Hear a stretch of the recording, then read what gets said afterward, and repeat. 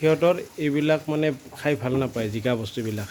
চ' এতিয়া আমি এটা সহজ উপায় অৱলম্বন কৰিছোঁ যে যিমান পাৰে পাত খুৱাব চেষ্টা কৰক। পাত খালে মানে গছৰ পাতবিলাক খালে সিহঁতৰ গাবিলাক ভালে থাকে আৰু সোনকালে ডাঙৰ হয়। এতিয়া আমাৰ এই ছাগলীবিলাক এইবিলাক চব ক্ৰছ ছাগলী, বিটেল এণ্ড লোকেল মানে লোকেলত আমাৰ আছে আছাম হিলগট আৰু বিটেলৰ ক্ৰছ। এইবিলাক ছাগলী চাওক কি ধুনীয়া ধুনীয়া চেহেৰা, দীঘল 2-3 মহীয়া পোৱালি। এইবিলাক চব ইমান ধুনীয়া ধুনীয়া পোৱালি হৈছে দেখিছে। এইটো আমাৰ আছাম হিলগট আৰু এইবিলাক পোৱালি চব ডাঙৰ পোৱালি। এইটো এটা বিটেলৰ পোৱালি মানে এতিয়া মাক পোৱালি। সি ধুনীয়াকৈ খাই আছে চাওক কি ধুনীয়াকৈ, কি ভাল লাগিছে খাই খোৱা চাই তেওঁলোকৰ।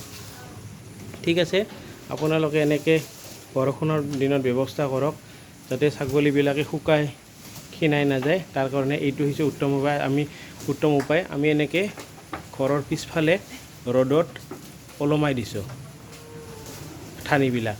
মানে মাটিত লাগি থাকিলে সিহঁতে নাখাব, লেতেৰা হ'ব। সেইকাৰণে মাটি লাগি থাকিলে নাখায় কাৰণে এনেকৈ ওলমাই দিছোঁ। চাওক কি ধুনীয়াকৈ খাইছে, এই চাওক ধুনীয়াকৈ ছাগলীবিলাকে খাইছে। এনেকৈ খুৱাওক আপোনালোকৰ, তেতিয়া ভালকৈ ছাগলীবিলাকে ডাঙৰ হ'ব আৰু সোনকালে আপোনালোকে এখন ভাল ফাৰ্ম বনাবলৈ সক্ষম হ'ব। ধন্যবাদ।